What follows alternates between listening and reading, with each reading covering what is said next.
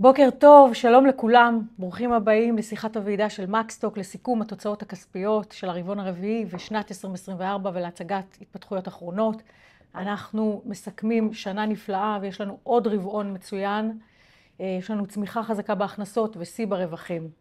בשיחה משתתפים אורי מקס, מנכ"ל, דירקטור ומייסד החברה, ניר דגן, משנה למנכ"ל והאחראי הבכיר על תחום הכספים בחברה, ואני, טליה ססלר, סמנכ"ל פיתוח עסקי וקשרי משקיעים. כמו תמיד, המצגת שלנו מלווה במצגת משקיעים, היא פורסמה גם באתר המאיה וגם באתר קשרי המשקיעים שלנו. בתום השיחה אנחנו נעבור לשלב השאלות והתשובות, ומי שמעוניין לשאול שאלה, תכתבו אותה בבקשה בתיבה של ה-Q&A ואנחנו נענה עליה. השיחה מוקלטת, היא תהיה זמינה, כמו תמיד, באתר קשרי המשקיעים שלנו, ואתם נמצאים כולכם על מצב האזנה בלבד. עכשיו אני מעבירה את רשות הדיבור לאורי. אורי, בבקשה. שלום לכולם, בוקר טוב, ותודה שהצטרפתם לשיחת הוועידה שלנו. אנחנו מסכמים היום את שנת 2024 עם רבעון רביעי שהוא סיום חזק לשנה מצוינת. בשנה הנוכחית הצגנו מחירות שיא לצד צמיחה דו-ספרתית חזקה בכל מדדי הרווח, ששיקפו קודם כל את המשך הגידול במספר הלקוחות המבקרים בסניפים. בנוסף, אנחנו ממשיכים ליישם בעקביות את אסטרטגיית הצמיחה של הרשת, וממשיכים להביא את בשורת מקסטוק לקהל הרחב שהולך וגדל.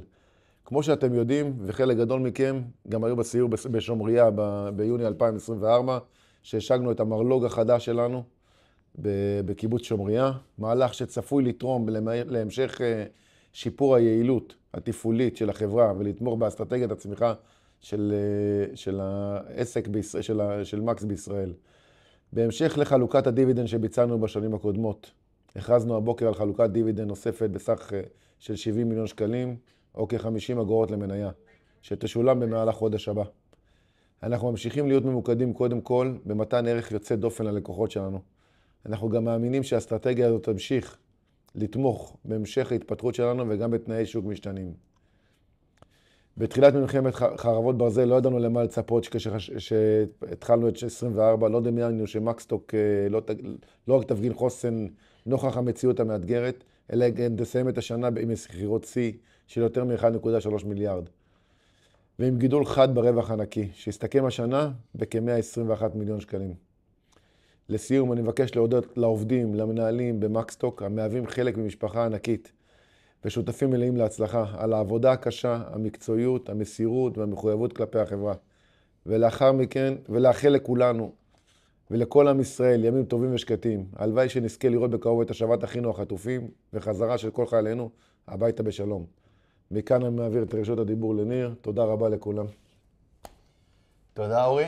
אז ברמה העסקית סיימנו את שנת 24, כמו שאורי אמר, עם עוד רבעון חזק, שבו אנחנו מציגים תוצאות שיא ובכך מסכמים שנה עם תוצאות מצוינות. כל זה לצד גידול במספר הלקוחות שקונים אצלנו, המשך הרחבה של שטחי המסחר, והמשך ההפעלה והתחלת ההפעלה של המרלוג החדש בשומריה. והכל בהתאם לתוכנית שהצגנו לכם ובפרמטרים רבים, טוב יותר מהתחזית שנתנו ברבעונים קודמים. אז שקף מספר 2 זה הדיסקליימר הסטנדרטי שלנו שכולכם מכירים. ונפנה לשקף 3, שבו יקרא התוצאות שלנו ברבעון הרביעי של השנה. הרבעון הנוכחי הוא רבעון 11 ברציפות שבו אנחנו ממשיכים את המומנטום החיובי בתוצאות החברה.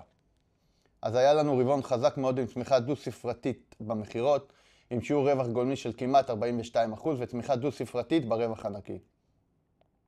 סך הכל גידול במחירות של כ-20%, הגענו להכנסות כבר של 328 מיליון ש"ח. מחיר חנויות זהות, הסנסטור, גידול של כ-12.6%. הגידול מגיע ברובו מהלקוחות שפוקדים את הסניפים, עיתוי החגים, וגם ההשוואה אל מול 2023, שבה כולנו זוכרים את אוקטובר עם מלחמת חרבות ברזל. רווח גולמי של כמעט 41.9%, זה ירידה מרבעון מקביל שנה שעברה, וזה בגלל העלויות הלוגיסטיות הגבוהות יותר, שדיברנו על זה עם המעבר למרלוג החדש, והעבודה במקביל של מרלוגים אחרים. ההשפעה הזאת, דיברנו עליה, אנחנו נראה אותה גם לתוך 2025. יחד עם זאת, כפי שאמרנו, גם בתקופה זו אנחנו מאמינים ששיעור הרווח הגולמי שלנו יישאר על 41.5 וצפונה. ולאחר סיום העבודה במקביל לתוך 25, אנחנו מאמינים שנתחיל לראות את השיפור ברווח הגולמי שבגינו יצאנו למהלך. EBITDA מתואמת, עלייה של 18% מול תקופה מקבילה, סך הכל 46.5 מיליון ש"ח, שזה 14.2 מההכנסות. ובסוף רווח נקי של 28.8 משקף עלייה של כמעט 28% מול רבעון מקביל אשתקד, עם רווח נקי מתואם של 0.19. התמיכה בכל הפרמטרים מגלמת את הגידול במחירות לצד יעילות תפעולית וקיטון בהוצאות המימון. נעבור לשקף 4. אפשר לראות בשקף הזה בצורה יפה איך מדובר בעוד רבעון של ביצועים חזקים, גם כשאנחנו מסתכלים מול שנים אחורה. אז כמו שאמרתי, הכנסות 328 מיליון ש"ח, עם כמעט 41.9 גולמי, ועם EBITDA מתואמת של 14.2. השיעור הזה הוא גבוה ביחס לטווח שאנחנו מדברים עליו בין 13 ל-14%.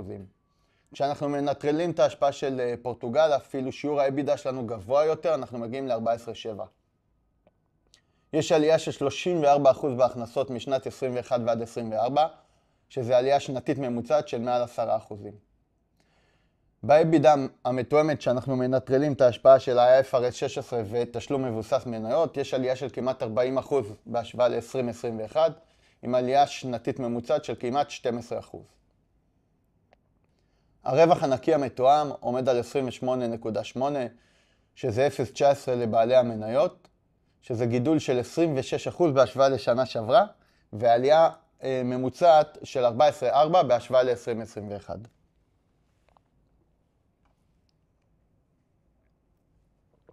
שקף 5. בשקף 5 רואים את עיקר התוצאות של כל השנה, וכמו שאמרנו, נתוני שיא של מחר ורווח.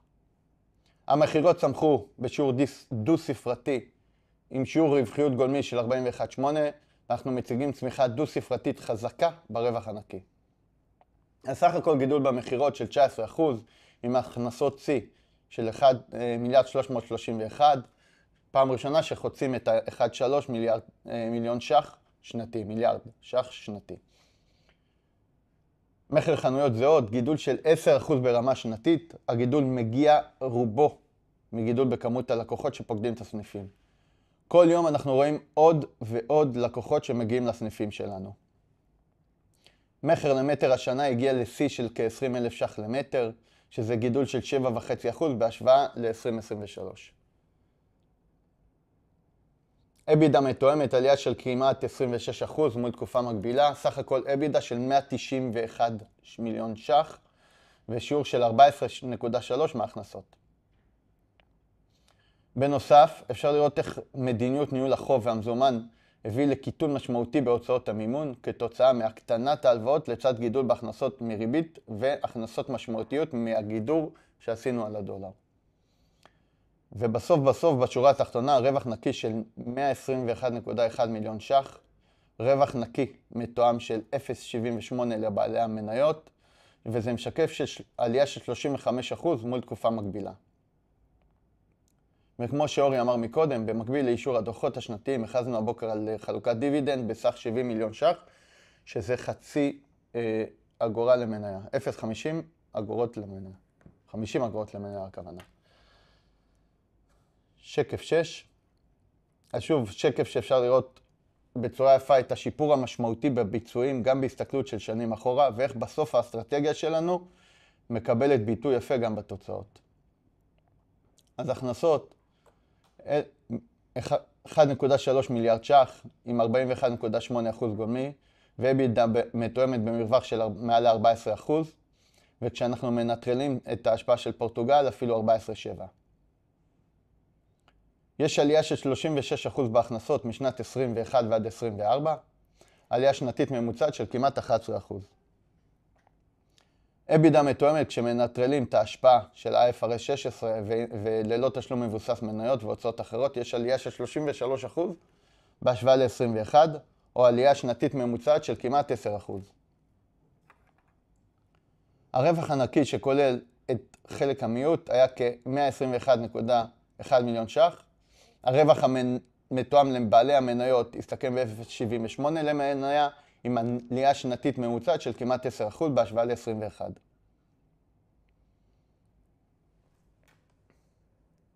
שקף 7. אז כמו שאמרנו, מחיר חנויות זהות ברבעון הרביעי היה כמעט 12.6, וברמה שנתית, שזה בסוף מה שמעניין, כשמנטרלים את כל ההשפעות, הגענו ל-10%. כאשר שוב ניתן לראות בצורה יפה שכמעט כל הגידול מגיע מגידול הכמות בלקוחות בסניפים וללא שינוי בסל הממוצע.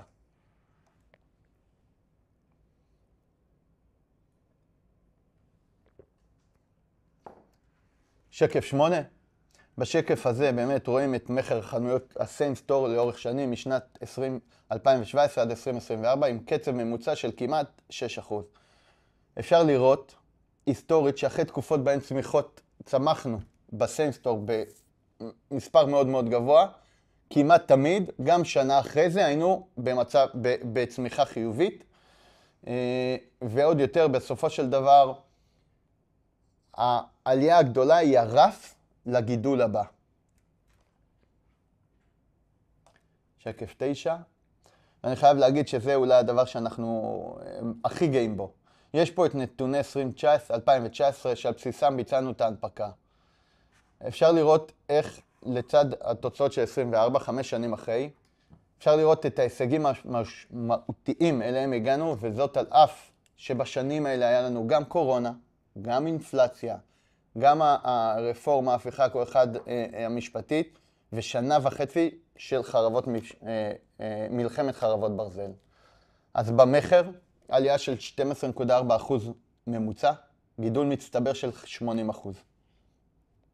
EBITDA מתואם, עם מרווח של 14.3 משנת 2024, שמשקף התרחבות של 0.8% במרווח, ה-EBITDA המתואם לעומת 2019, ובסוף גידול שנתי ממוצע ברווח למניה, המתואם של 13.6% ממוצע, שגבוה מהגידול במחר וצמיחה של 90% מצטברת. כלומר, כמעט הכפלנו את הרווח למניה בתקופה של 5 שנים. שקף 10, אנחנו מציגים את היעדים שלנו קדימה על טווח הבינוני והארוך, ואיך עמדנו בהם בשנה האחרונה. כפי שאתם רואים, עמדנו בכל היעדים ובמרבית הפרמטרים, צמיחה במחירות, מחיר חנויות זהות הסיים סטור ומרווח ה-EBITDA המתואם והגידול ברווח למניה. בכל אלה הצגנו תוצאות טובות בהרבה מהיעדים, ואני מציין שיעדים אלה כמובן נשארים איתנו כיעדים לטווח הבינוני והארוך קדימה.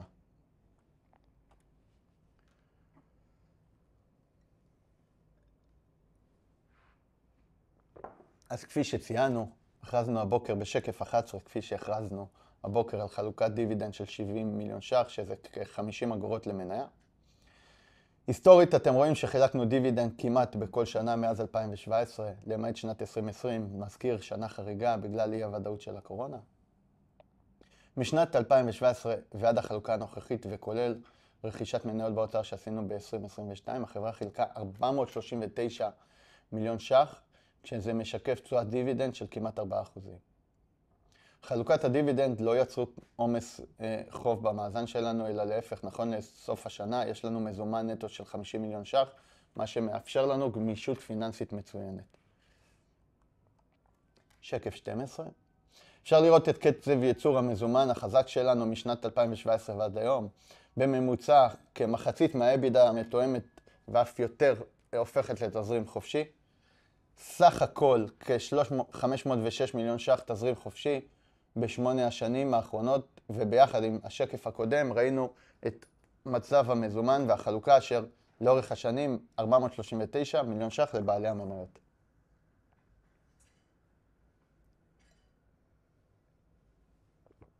שימו לב שהלכנו לחומרה וכללנו את כל ההשקעות שאנחנו מבצעים שרובם קשורות להתרחבות. בנוסף, שני דברים חשובים ביחס לתזרים השנה. בשנת 24 קראנו מהתזרים גם את ההשקעות בעלות אופן חד פעמי, שזה המרלו"ג כ-25 מיליון ש"ח. בנקודה האחרונה זה רמות המלאי. אחרי שב-2023 החברה מימשה מלאים ישנים, עוד מתקופות שונות והקורונה, הגדלנו השנה את המלאי לסוף שנה בסכום של כמעט 100 מיליון ש"ח. הגידול נעשה כמובן כדי להתאים את רמות המלאי לקצב המחירות העדכני ושטחי המסחר העדכניים, ותוך הסתכלות קדימה על קצב ההתפתחות של הרשת. אנחנו מאמינים שעוד מעט אנחנו נמצאים ברמות המיטביות ביחס לקצב המחירות ושטחי המסחר. הגידול במלאי גם משקף את השינוי בתמהיל המוצרים והגידול שלנו בשטח המדף, וזה מגדיל את היבוא הישיר שלנו. מכאן אני מעביר את רשות הדיבור לטליה, בבקשה. תודה רבה, ניר. נעבור עכשיו לדבר על המאפיינים של המודל העסקי והפיננסי שלנו בשקף מספר 14. אז המיקוד האסטרטגי שלנו מתייחס לארבעה נושאים עיקריים. הדבר הראשון זה שתמיד היינו ותמיד נשאר שחקן שחרט על דגלו להוביל את הצעת הערך הטובה ביותר לצרכן. לשם כך ולאור הגידול בהיקפי המחירות, אנחנו ממשיכים לשפר את תנאי הרכש שלנו מול הספקים מצד אחד, לרבות, מה שניר התייחס אליו לפני, הגדלה של תמהיל היבוא הישיר שלנו. מנגד, אנחנו ממשיכים להישאר שחקן שמציע מגוון רחב מאוד של מוצרים, עם תמהיל גבוה של מוצרים משתנים. הדבר השני הוא מיקוד במנועי צמיחה ברורים לשורה העליונה. הפוקוס המרכזי שלנו, כמו שאתם יודעים, הוא פתיחה של סניפים חדשים בבעלות בישראל, וכמובן במקביל אנחנו עובדים כל הזמן כדי לייצר צמיחה במחיר חנויות זהות. הדבר השלישי, שמירה ואף שיפור של הביצועים היוצאי דופן שלנו ברמת החנות, דבר שמתבטא, ואתם מכירים את זה, במחירות למטר מהטובות ביותר בעולם בתחום שלנו, וגם בהחזר השקעה מהיר של 3 עד 4 שנים, מתחשב בהשקעות מתונות בחנויות חדשות בגובה של בערך 1,700 שקל למטר ברוטו. לצד, אנחנו בדרך כלל מתייחסים 4 שנים שלוקח לחנות להבשיל בממוצע. והדבר האחרון, זה כל הנושא של שיפור המנוף התפעולי והתייעלויות תפעוליות באופן כללי, שצפויות להגיע גם מהמרלוג החדש שלנו וגם מצמיחת ההכנסות, לצד המשך ניהול הדוק של ההוצאות. אז נעבור לשקף 15. בשקף הזה אתם יכולים לראות איך היקף המחירות שלנו גדל בצורה קונסיסטנטית ומשמעותית מתחילת 2021. אם היינו ב-21 בממוצע מחירות רבעוני של בערך 244 מיליון שקל, אז השנה הגענו לממוצע מחירות רבעוני של 333 מיליון שקל, צמיחה של יותר מ-36%. כמובן שהגידול בהיקפי המחירות משתקף לא רק במנוף תפעולי יותר טוב, אלא גם בתנאי רכש טובים יותר שאנחנו משיגים מהספקים שלנו, וזה מאפשר לנו עוד יותר לשכלל את הצעת הערך לצרכן, בלי לפגוע בגולמי, ולפעמים גם תוך כדי הרחבת הגולמי. בשקף הבא, שקף מספר 16, עם הצמיחה שלנו במחירות, הגדלנו גם את תמהיל המוצרים שלנו שנרכשים ביבוא ישיר על ידינו. שוב, התייחסנו לזה לפני, שיצאנו בעצם להנפקה בהתבסס על מספרי 2019, אז התמהיל בין מוצרים ביבוא עצמי ומוצרים ספקים מקומיים היה שווה 50-50. היום היבוא הישיר מהווה אפילו קצת יותר מ-60%, ובעתיד אנחנו צופים שהוא יעלה לכ-75% מכלל המוצרים. הגדלה של היבוא העצמי מחזקת את הבידול של המוצרים שלנו ואת הרווחיות הגולמית, ויש לזה גם השלכה בצד השני על היקפי המלאי. אם אתם זוכרים, יבוא עצמי עובר דרך המרלוג שלנו, בעוד שרכש מספקים מקומיים מופץ בדרך כלל ישירות מהספק לחנויות שלנו. שקף מספר 17, השקף הבא, מכירים אותו, אנחנו מראים אותו כל רבעון בשביל להראות איך אנחנו בצורה קונסיסטנטית כל הזמן מגדילים את שטחי המסחר שלנו. אז נכון, למרץ השנה יש לנו כ-67,000 מטר נטו, מייצג צמיחה של 68% ביחס ל-2019, ובמבט קדימה ל-2030, אנחנו מאמינים שנוכל להוסיף עוד כ-64% מטראז' ולהגיע ל-110,000 מטר נטו של שטחי מסחר בבעלות. בשקף מספר 18, קונקרטית, מתחילת 2024 ועד היום הוספנו בעצם 3 חנויות חדשות בבעלות. פתחנו חנות אחת שהחליפה חנות קיימת והרחבנו חנות קיימת. כל התוספות האלה הוסיפו לנו כ-5,600 מטר נטו לשטח החנויות בבעלות. אם אנחנו, פשוט בשביל לראות מאיפה מגיעה הצמיחה, אם אנחנו מסתכלים רק על החנויות החדשות שהתווספו בשנת 2024, אז מדובר על תוספת של 3,700 מטר נטו, שזה כ-5% גידול. ובאמת בהשוואה, 5% גידול בהשוואה לסוף 2023, ובאמת הגידול הזה היה אחראי על כמחצית מצמיחת המחירות שראינו בשנת 2024. במבט קדימה, לשנתיים הבאות, בשקף 19, אם אנחנו מסתכלים על החוזים שלנו, ומדובר פה רק בחוזים חתומים, כן? אז במסגרת הפייפליין שלנו, יש לנו עוד 4 חנויות חדשות, שאמורות להוסיף לנו שטח כולל של כ10,000 מטר ברוטו, או כ7,000 מטר נטו. כמו שאמרתי, זה חנויות שיש לנו הסכמים חתומים לגביהם, ויש חנויות נוספות שהן בשלבים נוספים של משא ומתן, ואנחנו משאירים את יעד פתיחת החנויות שלנו, היעד השנתי של בין 3 ל-5 חנויות בבעלות בשנה. אם לוקחים רק את שטחי המסחר שצפויים להתווסף בשנת 2025, שזה כבר החנות שפתחנו בגדרה, והחנויות שצפויות להיפתח באור עקיבא ובבאר שבע, מדובר בתוספת שטח נטו של 6,600 מטר נטו.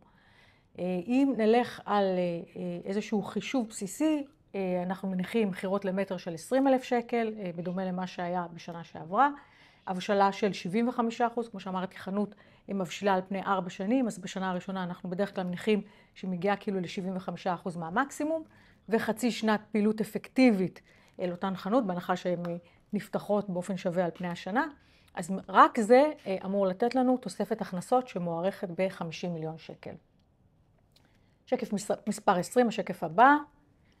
הצמיחה החזקה בהכנסות, אנחנו מכירים גם את השקף הזה, אנחנו מראים אותו כמעט כל רבעון. אנחנו גדלנו בעצם בכל 6 קטגוריות הליבה שלנו, ואם מסתכלים אפילו 3 הקטגוריות הכי גדולות, שהן מעברות יחד קצת יותר מ-50% מהמחר, הציגו את הצמיחה הכי גבוהה. השקף הזה גם אומר שלאור זה שאנחנו צומחים בקצב גבוה יותר מצמיחת כלל השוק, אנחנו בעצם מגדילים את נתחי השוק שלנו. אנחנו עושים את זה בכל אחת מהקטגוריות ובצורה מאוד עקבית. השקף הבא, שקף מספר 21, עוד מנוע צמיחה בנושא של הסיים סטור וגם בגידול של המחר באופן כללי, זה קטגוריית האחר, שהיא מהווה כ-26% מההכנסות שלנו, והיא צמחה ב-24%. השנה זה הקצב השני הכי גבוה בעצם בקטגוריות שלנו. והקטגוריה הזאת היא מכילה הרבה מאוד תתי קטגוריות, מעל 25 תתי קטגוריות, שכל אחת מהן יכולה להוות מנוע צמיחה מאוד משמעותי בפני עצמה. קצת על העבודה השיווקית שלנו בשקף 22, שהיא גם עם מנוע משמעותי לגידול בטראפיק, ובסופו של דבר גם לגידול בסל בחנויות שלנו. כל הדברים האלה כמובן משתקפים בסופו של דבר בגידול בסיים סטור. אז המודעות למותג שלנו נמצאת בעלייה מתמדת, וכמובן מנוע, כמו שאמרתי, לגידול בסיים סטור. ולאורך השנים אנחנו היינו ידועים בזה שאנחנו משקיעים מינימום בשיווק ובפרסום. כל הצמיחה שחווינו הייתה אורגנית, כמעט לא השקענו בנושא של השיווק, ובעצם בנינו את עצמנו בעיקר מפה לאוזן. בשנים האחרונות אנחנו משקיעים גם בעולמות השיווק, זו השקעה מאוד מינימלית, ואנחנו בעיקר מתמקדים בשני קמפיינים בטלוויזיה, אחד בפורים ואחד בתקופת החזרה לבית הספר, ועושים עבודה מאוד מאוד משמעותית ברשתות החברתיות. אנחנו רואים עלייה מתמדת במספר העוקבים שלנו, באינסטגרם, בטיק טוק, גם בפייסבוק. כל הדברים האלה עוזרים לנו לחזק את הקשר שלנו עם הקהל הצעיר יותר. וככה באיזשהו מאמר מוסגר נשמח מאוד שאתם כמשקיעים תצטרפו ותעקבו אחרינו בלינקדאין. אנחנו מפרסמים שם פוסטים אחת לשבוע עם תוכן שהוא רלוונטי בעיקר למשקיעים. אז נשמח שתעקבו אחרינו. שקף הבא, שקף מספר 23. הנקודה השלישית שבה אנחנו מתמקדים היא להמשיך עם הביצועים יוצאי הדופן שלנו ברמת החנות. אורי אומר את זה, חנות שהיא לא רק, שהיא לא יפה, אבל אופה, או סניפים שהם אופים, אבל לא יפים. הכוונה היא,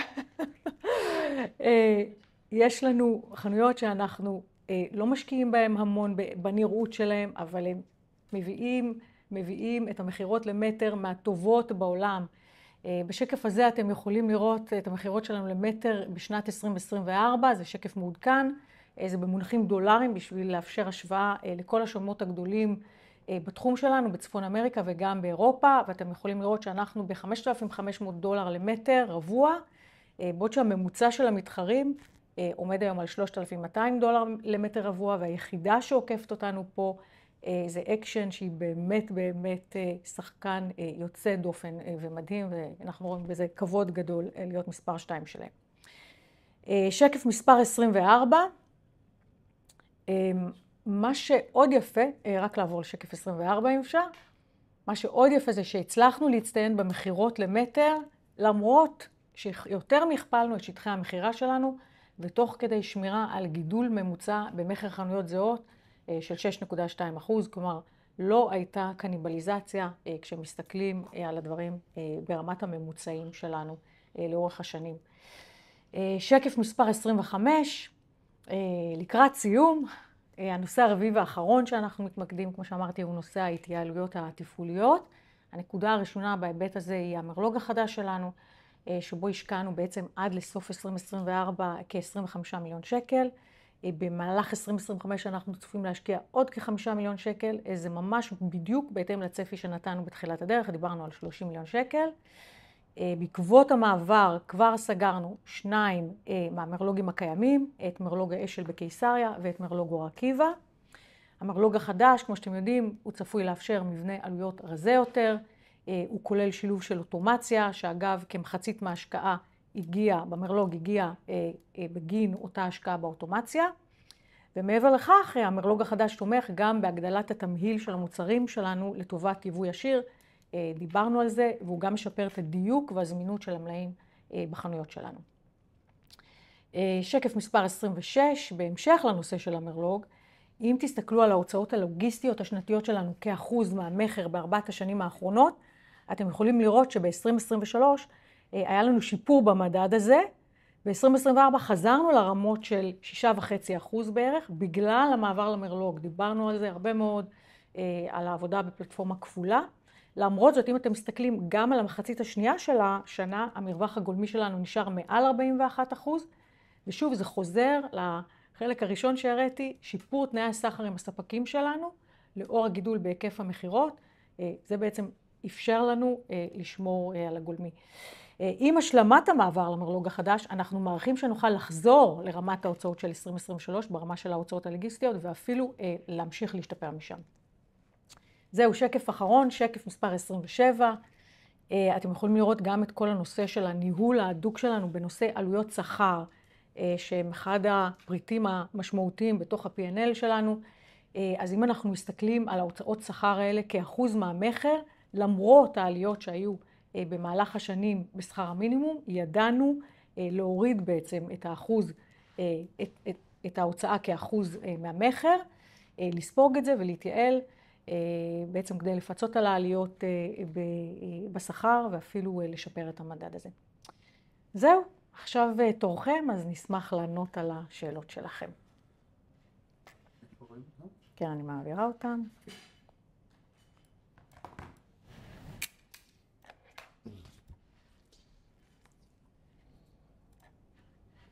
כאן נגדיל את זה.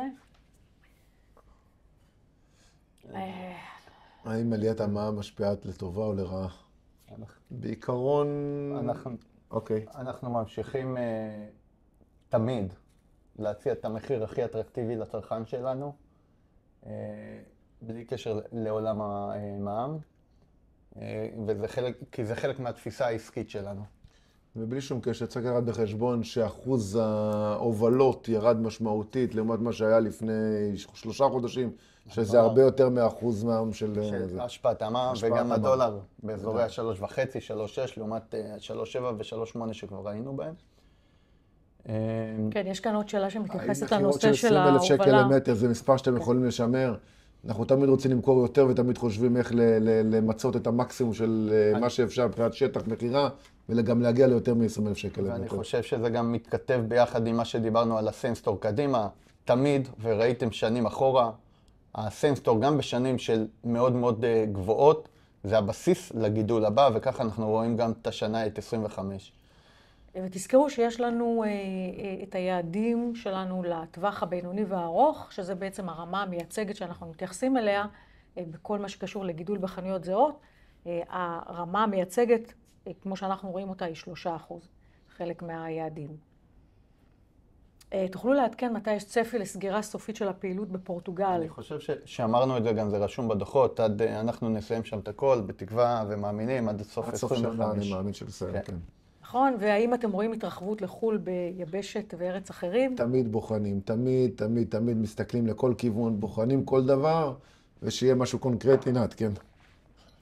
אבל כמובן שגם כשנעשה זה עם מה שלמדנו מהשנים האלה בפורטוגל. אז הייתה למידה. שילמנו שכר לימוד גבוה, ואנחנו נלמד הרבה יותר טוב איך אנחנו רוצים, ועושים את זה הרבה יותר טוב. מה הצפי להשקעות לאחר סיום ההשקעה במרלוג? אז סך הכל ההשקעות הן, ההשקעה הגדולה שהייתה השנה וחריגה זה המרלוג. סך הכל, חוץ ממנה, יש לנו את ההשקעה בסניפים, אתם מכירים, כ-1,800-1,900 שקל למטר בסניף. וחוץ מזה, המיינטננס של הסניפים שלנו זה קטן מאוד. זהו. לגבי ההון החוזר, מה ההון החוזר שצריך לקחת כמייצג לחברה? שוב, סך הכל אמרנו שהשנה היא שנה חריגה בהשקעות במלאי, וכשאתה מנטרל את זה, אנחנו מדברים על בסוף, אנחנו מייצרים 50% מהאבידה לתזרים, זה אומר שההון החוזר הוא די חיובי. נכון, אני רק אדגיש כאן שהנושא של המלאי, שהיה משמעותי מאוד בתזרים של 2024, כמו שניר אמר, אנחנו פחות או יותר מגיעים לרמה מיטבית עכשיו, אז אנחנו לא רואים השקעה נוספת באותו סדר גודל בתוך 2025. האם צפוי להיפתח חנויות נוספות השנה? אז אנחנו עובדים כל הזמן על עוד ועוד סניפים, אבל אנחנו אוהבים להיות שמרנים ולדווח רק על מה שחתום. אנחנו מאמינים שהשנה... עובדים על הרבה כיוונים, ואתם, ברגע שיהיה חתום, אתם תדעו כולם מה אנחנו עושים. כן, אבל נכון בעצם ל-2025 כבר יש לנו 3 חנויות, גדרה שנפתחה, ועוד את אור עקיבא ובאר שבע. באר שבע זה גם חנות גדולה, שאמורות להיפתח ככה לקראת המחצית השנייה של 2025. האם סיים סטור חיובי? אז אמרנו, אנחנו תמיד, גם בשנים של עלייה מאוד מאוד חריגה בסנסטור, גם שנים אחרי זה היינו בסנסטור חיובי. אז כן.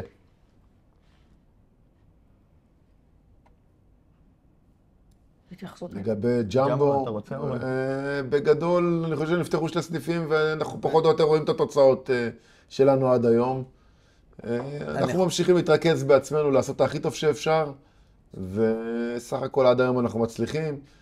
ג'מבו, עדיין אני חושב שזה קונספט שונה, הוא עושה עבודה יפה, אבל עדיין אנחנו משתדלים להתפתח ולעשות דברים טובים יותר. ואני חושב שכן, שבסוף הסניפים שלנו מתפקדים בדיוק כמו שציפינו כשהם יתפקדו אחרי הפתיחה, וכן, כמו שאמרת, רואים... שאלו אותנו הרבה מאוד שנים על זה, ועובדה, הנה, הגיע ג'מבו לאילת, הגיע לחיפה, אנחנו בטוב. ב-10% כרגע. אנחנו בטוב. באוברול. רגע, אני רוצה על כל השאלות על השנה הנוכחית, 25, פורים, whatever, אני חושב שכולכם, כל מי שנמצא פה בשיחה יודע שזה דבר שאנחנו לא יכולים להתייחס, אז זה ככה, אני חושב שאני סוגר את כל השאלות האלה. לגבי מה שקורה אל תוך 2025, הוא ספציפי. ופורים או דברים כאלה. מה לגבי קטגוריית חנות בתוך חנות, לגבי החלפת ספקים, החלפת מוצרים נוספים? תמיד אנחנו בוחנים עוד דברים ועוד דברים ועוד דברים. פותחים קטגוריות חדשות, בערך אתם רואים כל שנה עוד קטגוריות מעניינות, שבסוף תסתכלו על הקטגוריה שנקראת Other אצלנו, תראו שזה קטר משמעותי בהתרחבות של הרשת.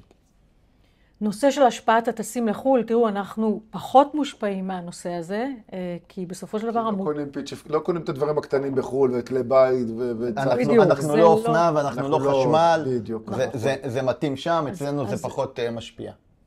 זה פחות משפיע עלינו, ובעצם כן יש אלמנט של הכנסה שהיא לא מוסתת לחו"ל, אבל בסופו של דבר זה השפעה הרבה יותר מינורית. יש פה שאלה, מתי תסגרו סופית את המחסנים הישנים, ומתי להערכתם נראה שיפור ברווחיות? אז כמו שאמרנו, מרלוג אחד ישן באור עקיבא סגרנו השנה, עוד אחד פה בקיסריה יצאנו עכשיו בפברואר.